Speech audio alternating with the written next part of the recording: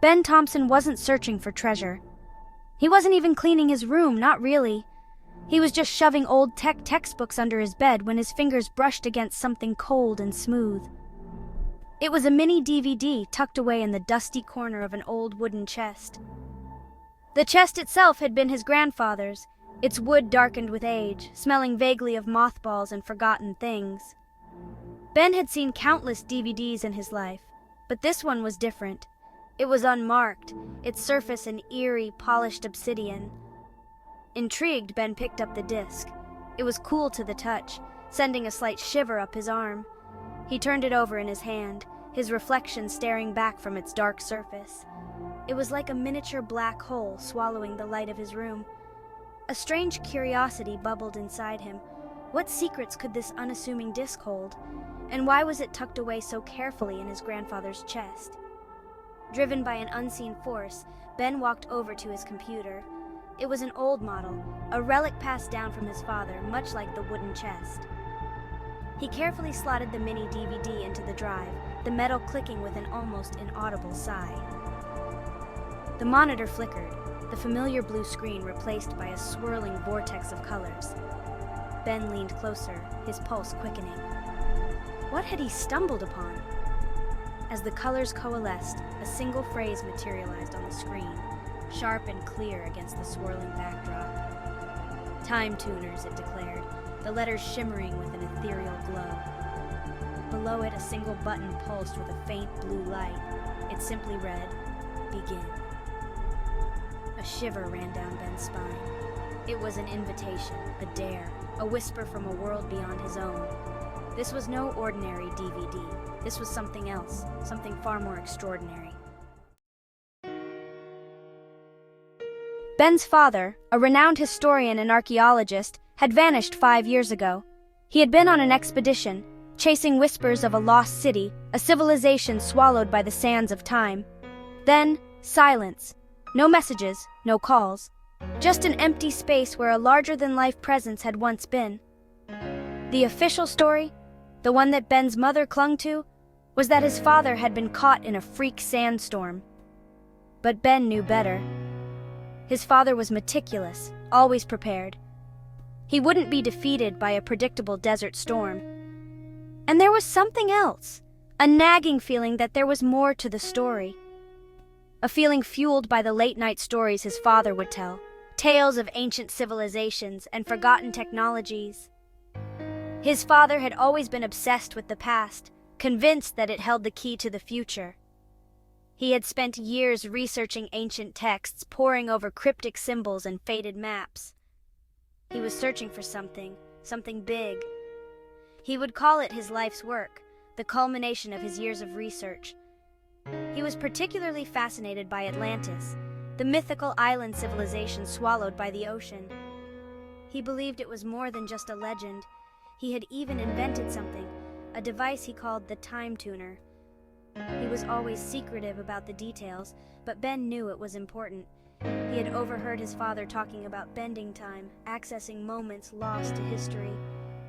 It sounded like something out of a science fiction novel, yet his father spoke with an unwavering conviction. Now, staring at the screen, Ben couldn't shake the feeling that his father's disappearance was somehow linked to his research. The time tuners. The name echoed in Ben's mind, resonating with the stories his father used to tell. He remembered fragments, tales of a civilization far advanced for its time, possessing knowledge that could alter the course of history. Atlantis. His father believed that the Atlanteans had cracked the code of time travel, using their advanced technology to manipulate temporal currents. He'd said that they left clues, breadcrumbs scattered throughout history, waiting for someone to piece them together. Could this be it? Could this disc be the key to unlocking his father's research, to finding the lost city of Atlantis? Ben's finger hovered over the begin button. He knew it was a one-way door, a step into the unknown.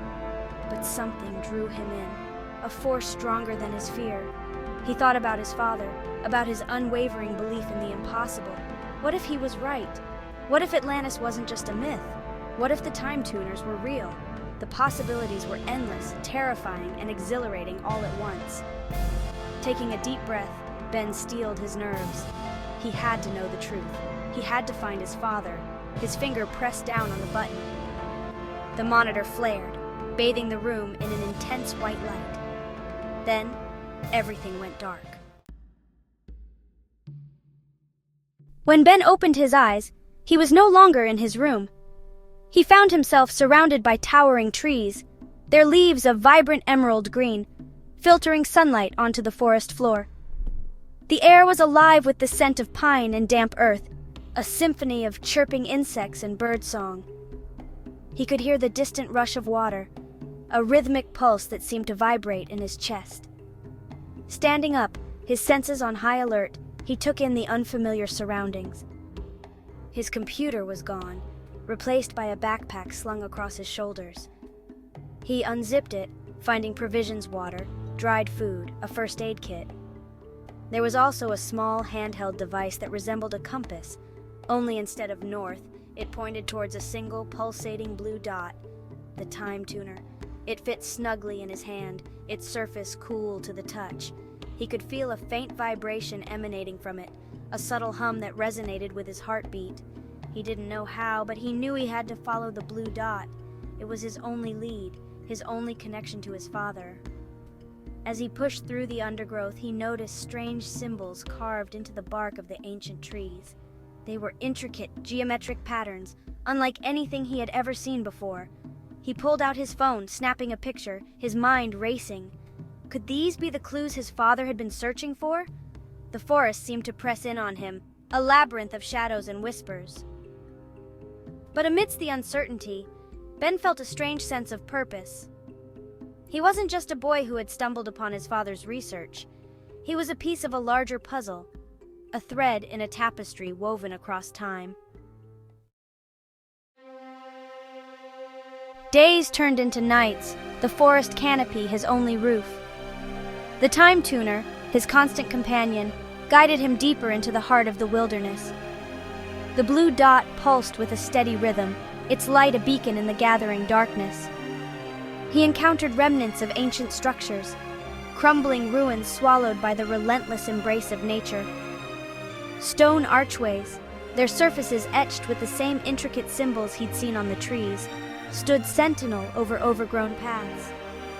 He found fragments of pottery, shards of a civilization lost to time. Each discovery fueled his determination, pushing him further along the path laid out by his father. One evening, as the sun dipped below the horizon, casting long shadows across the forest floor, the time tuner began to vibrate with a renewed urgency. The blue dot pulsed rapidly, its light intensifying until it was almost blinding. Ben emerged from the dense undergrowth into a clearing, and there, bathed in the golden light of the setting sun, was a sight that stopped his breath in his chest. It was a pyramid, its once smooth surface weathered by time, yet still majestic in its ancient glory. But this was no ordinary pyramid. It shimmered, its edges blurring as if it existed in two realities at once. This was no monument of stone and mortar. This was a monument to time itself. He had found it. The gateway to Atlantis. As Ben approached the shimmering pyramid, a sense of awe washed over him. The air crackled with energy, tingling his skin. The time tuner pulsed warm in his hand, its blue light mirroring the ethereal glow emanating from the structure. He reached out, his fingers trembling with anticipation, and touched the surface of the pyramid. The world dissolved around him. He found himself standing in a vast chamber, the air thick with the scent of salt and sea.